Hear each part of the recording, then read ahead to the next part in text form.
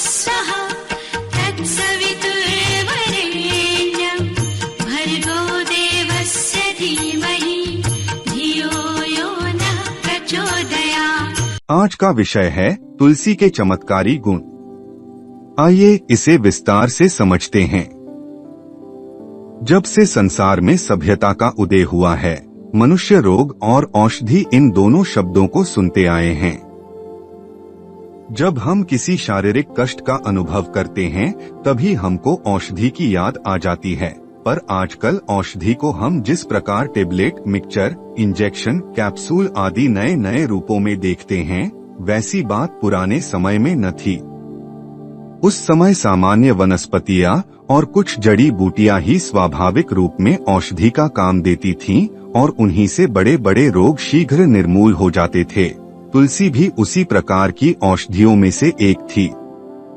जब तुलसी के निरंतर प्रयोग से ऋषियों ने यह अनुभव किया कि यह वनस्पति एक नहीं सैकड़ों छोटे बड़े रोगों में लाभ पहुंचाती है और इसके द्वारा आसपास का वातावरण भी शुद्ध और स्वास्थ्यप्रद रहता है, तो उन्होंने विभिन्न प्रकार से इसके प्रचार का प्रयत्न किया। उन्होंने प्रत्येक घर में तुलसी का कम से कम एक पौधा लगाना और अच्छी तरह से देखभाल करते रहना धर्म कर्तव्य बतलाया। खास धार्मिक स्थानों पर तुलसी कानन बनाने की भी उन्होंने सलाह दी, जिसका प्रभाव दूर तक के वातावरण पर पड़े।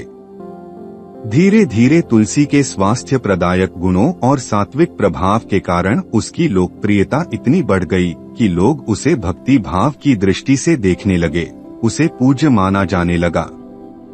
इस प्रकार तुलसी की उपयोगिता और भी अधिक बढ़ गई, क्योंकि जिस वस्तु का प्रयोग श्रद्धा और विश्वास के साथ किया जाता है, उसका प्रभाव बहुत शीघ्र और अधिक दिखलाई पड़ता है। हमारे यहाँ के वैद्यक ग्रंथों में कई स्थानों पर चिकित्सा कार्य के लिए जड़ी बूटियां संग्रह करते समय उनकी स्तुति प्रार्थना करने का विधान बतलाया गया है और यह भी लिखा है कि उनको अमुक तिथियों या नक्षत्रों में तोड़कर या काटकर लाया जाए। इसका कारण यही है कि इस प्रकार की मानसिक भावना के साथ ग्रहण की हुई औषधियां लापरवाही से बनाई गई दवाओं की अपेक्षा कहीं अधिक लाभप्रद होती हैं। कुछ लोगों ने यह अनुभव किया कि तुलसी केवल शारीरिक व्याधियों को ही दूर नहीं करती, वरन मनुष्य के आंतरिक भावों और विचारों पर भी उसका कल्याणकारी प्रभाव पड़ता है। हमारे धर्म ग्रंथों के अनुसार किसी भी पदार्थ की परीक्षा केवल उसके प्रत्यक्ष गुणों से ही नहीं की जानी चाहिए, वरन उसके सूक्ष्म और कारण प्रभाव को भी ध्यान में रखना आवश्यक है।